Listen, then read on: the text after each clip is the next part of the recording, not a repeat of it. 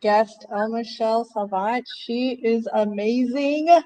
She is involved in emerging technology, and I'm really glad you had the time to join us today for the show.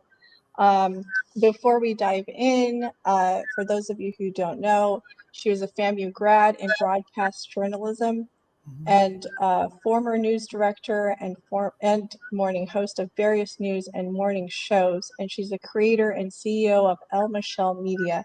So thanks for joining us today. Thank you, Julia. I'll say former news anchor, producer. Oh, Just for my news director friends who are like, oh, really? When did that happen? Yeah, thank you. We didn't quite remember that one. But thank you, Julia. I'm so happy to be here. It's always good to talk to you. Yes. So as you know, I love to ask people how they got started with their business. And then I'd love to ask you more about the industry you're in. Oh, well, thank you again so much. Thank you to your community for being supportive, supporting you in these type interviews. L.Michelle Media started in 2008. And so, wow, 15 years ago this year, June of 2008. Where we began, like you said, my background is in broadcast news. I've loved storytelling, really in a digital, short, active voice type format. I've loved that since I was young and telling people stories that I wasn't supposed to relatives, to getting paid for it in the news industry. And so really in the early 2000s, after I graduated college, the industry was shifting. I will say I've always been on a path, an innovation, pioneering type media path from the beginning. When I look back at it, all of my jobs were mainly at new startups. I was with the first fiber optic cable. It was run by fiber optics network here in Florida that connected various channels throughout the state. Just always something new. And then the Black television news channel back in those times, not the one recently acquired by Griot, but the beginning stages, just being a reporter on that. So always kind of with new media entities and not really realizing that was going to really be a part of my DNA. But with that came a lot of layoffs too, because, you know, you have an idea, then you have to scale back and things like that. So I would say by my early 20s, I had been laid off numerous times to a point where I don't want to say numb to it in a way that seems irresponsible, but kind of in the space of understanding this is how innovation works without even knowing it. You know, this is kind of how things go. So it was right around 2008 that I really, after my last layoff, had for years started doing more ministry content. I was writing a column called Stories of Faith, and I began working with a ministry leader who's my best friend now. We worked together for 20 years this year. Her name is Nikki Collins. So, you know, I started doing media more in the ministry space. And someone in that space, I think it was Nikki Collins who said, why don't you start your own business? And I never really thought of media from a business standpoint before, just really only from a standpoint of working in media. But in 2008, it's hard for me to walk away from a good challenge, especially from a friend who I respect. And so I was like, yeah, maybe I will. And maybe I will 15 years later is now L.Michelle Media and continuing to, you know, move in those areas of media that are new, that are uncharted territories, that are just really developing and trying to be a bridge between those developments and the ministry community and now education and, you know, minority communities, just everything that I'm passionate about has all collided in the business of L.Michelle Media and beyond. And so that's kind of how I got started. It got started by a challenge, but the background is deep as far as, you know, how I felt about media and new and emerging media in general. Which is really great that you started 15 years ago. I Mm-hmm. mean, it's a long time to endure Mm-hmm. entrepreneurship. Yeah. And so how have you been able to maintain it? And I know in the beginning it's always rough. You're trying to figure out this whole thing. And I Yeah. just had a conversation about that with others about, you know, getting started. Some people just start out of necessity, really. And Mm-hmm. that's what happened with me too. So tell me, how are you able to maintain it for that long? Relationships, really, because for me, I can't say that my journey has been one that's been filled with investors or uh, incubators or different things like that. It was the strength of my community. It was my mom who's invested from the beginning, just like we got to keep it going, just making sure you at least renew that name with the state of Florida, you know, where you're solid in business and things like that. But the ministry community, which is where this started, the need to have quality media with the heart for ministry um, in minority community is where it kind of started and where it continues. Though those clients have been my longest standing, my most supportive, the most referrals. You know, it's just really it has. We've been able to stand the test of time because God is our source, not to be preachy on your broadcast. Oh, no, it's fine. I'm And Christian. those, you know, and those, you know, those who are in those communities always supporting us, always saying, "L, what's next?" Always making me and those who worked with me feel like there's always a place for us. There's always a question being asked. If something's new, people are like, "Oh, can you tell us about this?" And so there's always it always seems to be a need for what we have, and even now more than ever. And so I would just say our relationships and our ability to do what we say we're going to do and continue to do that. So, That's really good. And as anyone goes through the journey of growing their business, you identify who your ideal clients are and who's a yeah, great fit.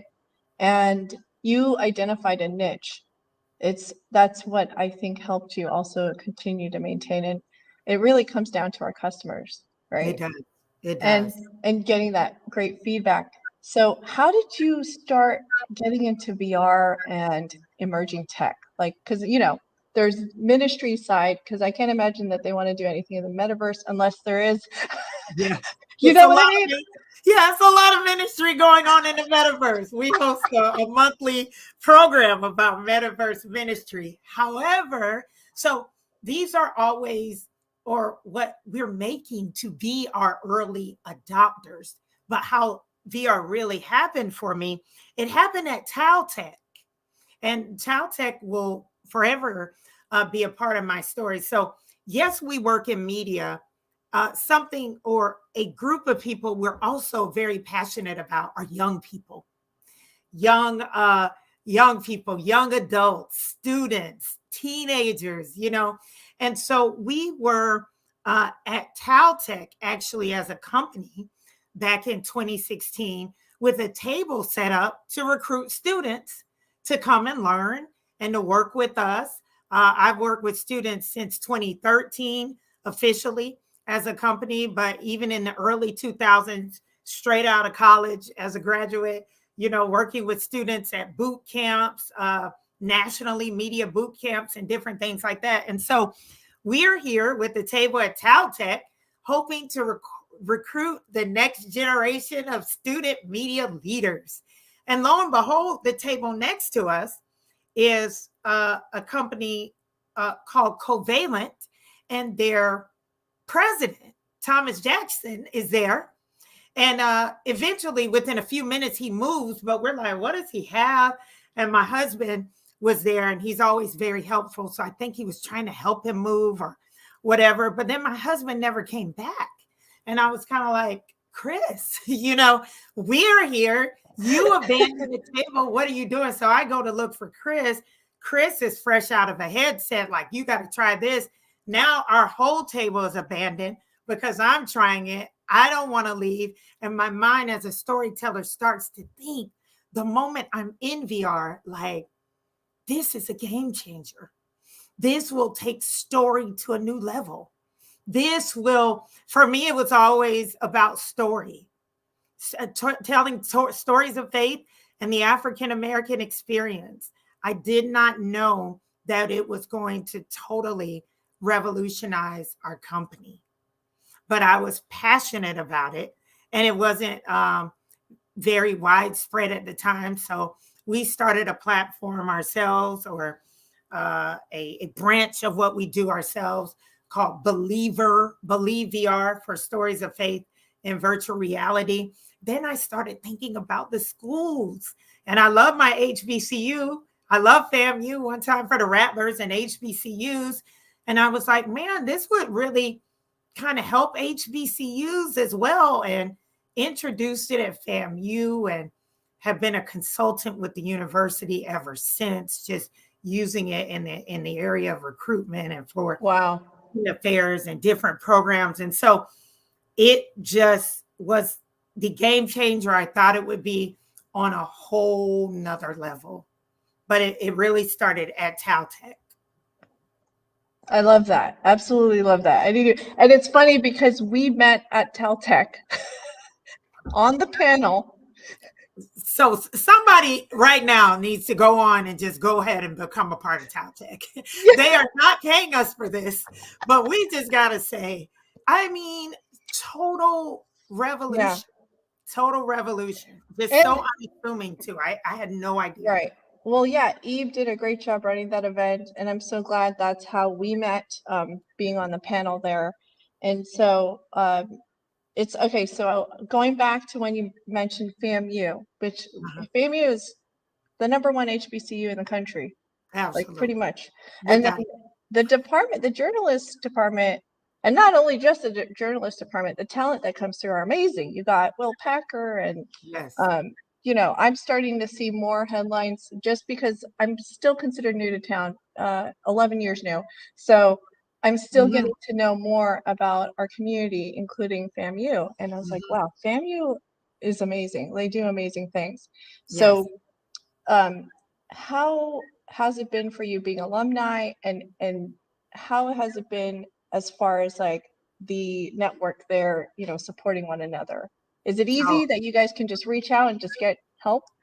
Yeah, it is. I mean, the alumni, FAMU alumni network is strong. I mean, if you're a FAMU supporter or a graduate, you rock that orange and green, you're going to see someone somewhere that's going to resonate with. You could go anywhere in the world, we always say, you'll find someone with a connection to FAMU. So the community is strong, very supportive, and very open. One of the items on the strategic plan is innovation and just technology and moving things forward in that way. And so I've been extremely blessed to see FAMU, to work with FAMU on a lot of firsts. First HBCU really having a virtual tour 360 version in the way that we did it. In a few weeks here, the first HBCU to announce a world in the Horizon World Metaverse. I mean, we just continue to innovate, and there's more to come. I'm working on a project with the School of Journalism, in fact, where the students are immersive journaling their lives through smart glasses. Snapchat supported me on that project. And so there's a lot of openness to innovation and how it can be used to engage future rattlers, and so, or even the rattlers who are there now, and to push them forward in their careers. So the community, the alumni, the network is strong, and the community is very open to technology that moves the vision of FAMU ahead. Oh my gosh, I have so many questions to ask you now. It's like I just Go don't want to for it. forget. Go, let's do it. Yes. And then, okay. So, speaking, there's several things. There's focusing on emerging tech, because you're Uh-huh. pretty much at the forefront. It looks like you're taking leadership in that role and helping FAMU get into emerging tech too. And Mhm. so, but you also consult small businesses on how to Yes, do that, right? yes, I think absolutely. the thing about Metaverse, it can be nebulous to a lot of people, just like, how does that apply to my business? How can I Mhm. actually, make a profit in using that possibly? Mhm. But yeah, tell me in your, with all your expertise, how you consult businesses on how to do that. Yeah. And so it usually, honestly, starts with a conversation because, like you say, it can't be nebulous, or you kind of hear these things all the time, and you feel like maybe if you don't quite understand it, it must not be for you. Well, I would submit that the metaverse, one description I've heard that really resonates with me is it being the 3D version of the internet. So it would be us saying it's not, someone saying it's not for me as a small business owner would almost be saying the internet is not for me. Now, in the early days of the internet, maybe you didn't know if it was for you or not, but now everything we do is based or some kind of way, goes back to the internet. So it's in a like manner what we're going to start seeing with virtual reality and augmented reality, mixed reality.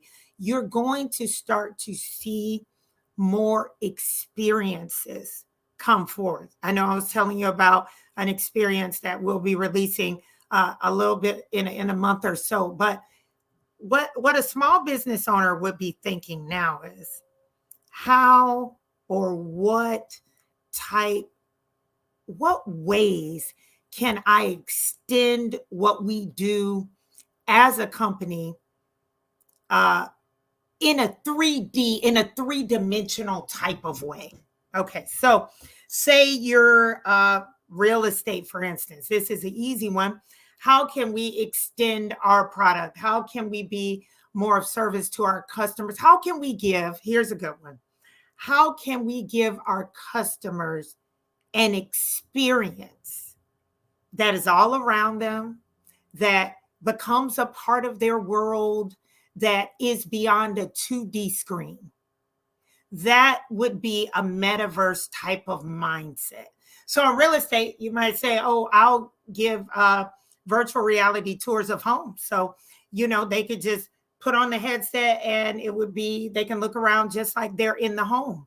A nonprofit like Tom's did a immersive documentary of what it's like to give shoes away in a distant country. So you're not just watching the journey, you feel a part of it. Different Wow. places, clothing, you can try things on via AR. We do all these things sometimes through social media platforms and don't even realize that this is a part of that immersive media that comprises the metaverse. So That is it's so good.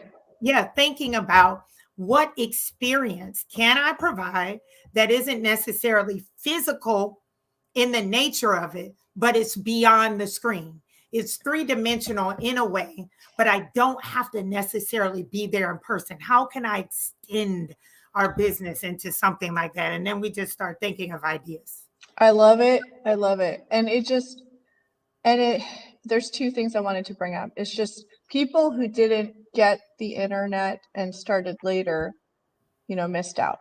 And Mhm. people who didn't get social media and started later, like there's the time where you enter in, invest in the time to get educated, and also like those who started social media, building the content early, 10 years later, now they're profiting majorly because they saw the value of it. So I feel like you're pioneering this where you are getting it and you're early and you're helping people try to figure this out and understand. Yes. And so now people are, I think, at that point where they're warming up to the idea of like, oh yeah, I guess I can do this for my business. And Yes. you explained it so well. And so I guess one of the questions that the follow-up questions that I have is like, and the reason why I'm kind of understanding it is because I'm seeing my kids, interacting with video games and Fortnite. Those kinds of things are, to me, like that's an application that makes it a little bit more tangible for people who can't Mhm. visualize it. These kids are interacting with video games and they're having an experience and they're purchasing digital products. Absolutely. They're throwing our money away into these digital products that are not real. Mhm. Yep. Yep. But it's community. It's Right. community for them. It's Yeah. the digital twins that we hear about. It's the mindset that one day their friends will beam in, almost like we saw on Star Trek, from all over the world. There'll be holograms. These holograms, anytime you have a digital or a 3D version of anything, it has to be outfitted like it would in the natural. Hmm. This is a huge market. Yeah. My ambition or my goals are one of them is to have my own line of smart glasses. And so while I'm waiting on those things to be manufactured, why not create some wearable NFTs for the avatars? I love They have it. to have glasses too. Right. They have to have clothing too. And you think about it, Julia, and we say, I mean, look at them just kind of like spending their money on this and that. What they're doing is they're customizing their world experiences. In the future, metaverse, you'll equate that even more so with worlds, and there'll be worlds built around products. And we'll be doing all we can to outfit those worlds to duplicate or be a replica of what people are going to experience whenever they meet us in the natural sense. Yes. Meeting us in the physical sense will be the commodity. It'll be like, oh, you mean they're going to actually be there? Or maybe it'll be considered outdated. Like you're going to show, well, good for you. We don't know, but we do know, like you spend money on a website. You know what? Look at what we have here on StreamYard, and then I'll get off my soapbox. Okay. You have the graphics, you have all of this. Some people might be like, why don't y'all just, why do you have to do all that? Like, why get a platform? Why have your I mean, it's just a digital talk. What matter of fact, why don't y'all just do audio? I mean, it doesn't really matter, but it matters to us because this is a brand. This is your digital brand. This is how you are presenting yourself to the digital world. So imagine that in an actual world sense. So And before we were World Wide Web, now we are the Jay's world.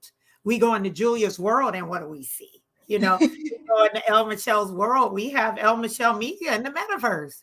We meet people in there. We meet the students in our world. I Not love on, it. yeah, Well, and also because when you brought up Tom's, like that, it's like you can have multiple ways to teach something. And it's yes, just a different way of teaching. Like, for example, I loved how you say you have the experience of learning what it is to give away free shoes, in a developing country that, and sometimes I tell my kids just in a very, they'll say, I don't want to eat that. Oh, I don't want to eat. And I'll say just basically like, there's kids in other countries that don't have the food that we have, but if I were to give them that teaching experience of a world where yes, then it hits them yes. what it means. It's different from what me telling them of what it is, and so I was like, wow, there's new ways to teach. There's And new it's ways. like a more impactful way of teaching too. And it resonates in your brain.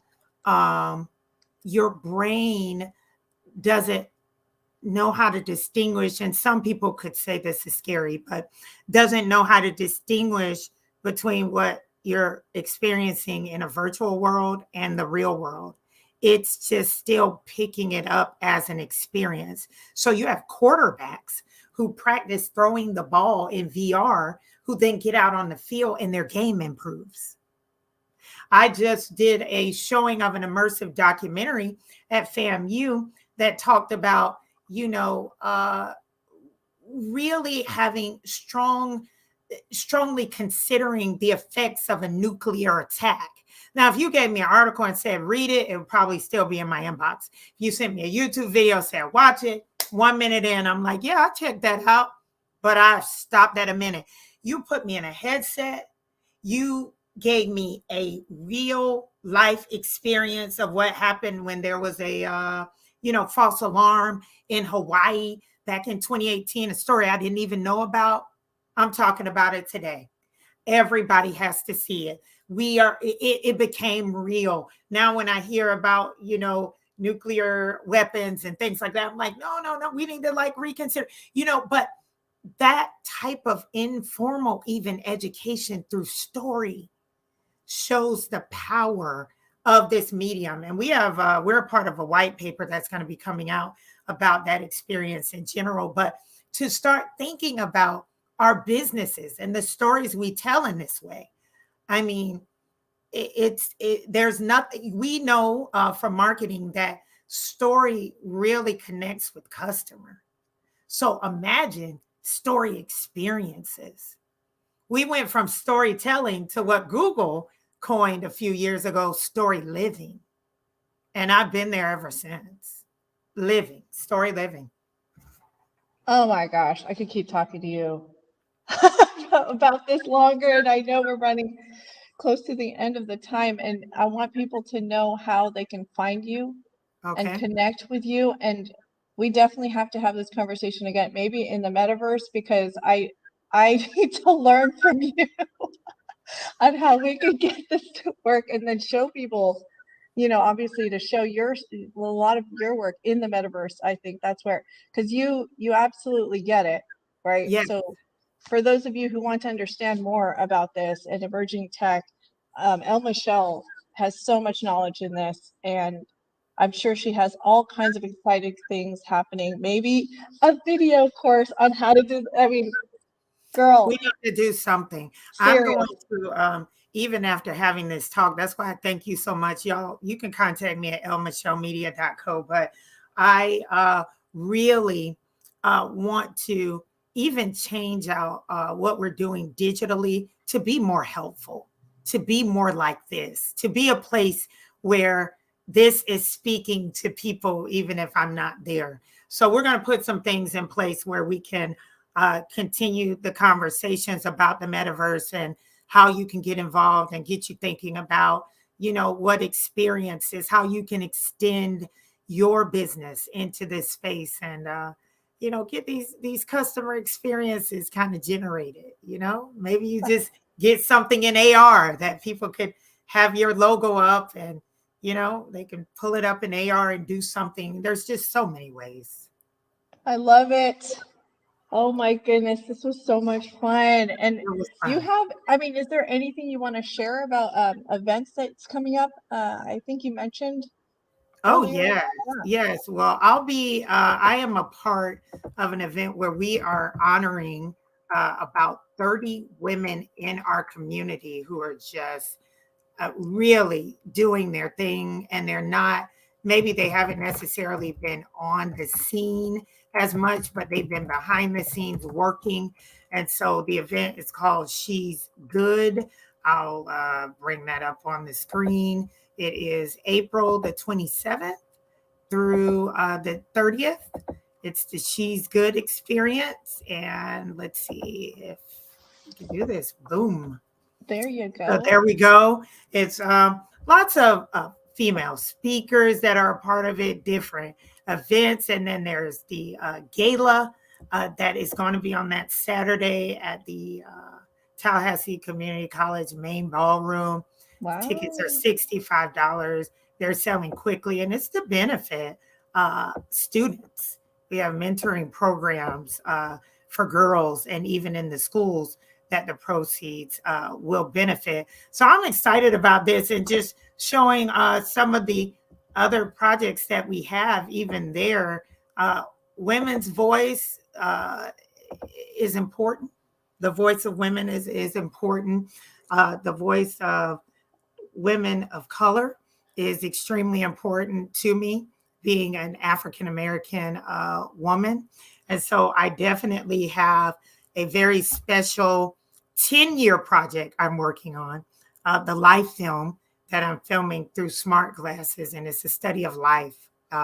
It's a showcase of film and a showcase of art. And a part of that art this year is our Black Woman Mixtape, which will be coming out in right around Juneteenth. And then we'll be talking about it more around the 50th anniversary of hip hop. But just during the pandemic, there was so much discussion. Many people wanted to know Black perspective.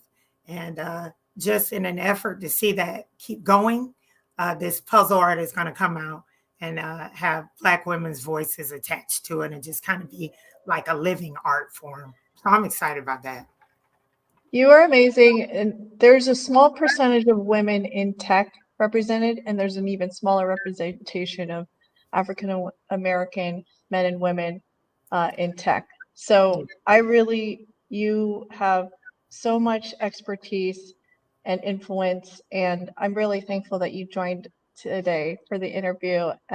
Thanks again for joining us, and we need to have a part 2 for sure. Yeah, for sure. I mean, thank you for everything you're doing, Julia, to amplify voices. So we appreciate you. We appreciate you too. And for those of you who catch the recording, we are still looking for more guests. We have some guests booked up for the next couple months, but if you're interested, please reach out to us. We'd love to have you on the show to feature your story and your business. Yay. Thanks and have a great day. See ya.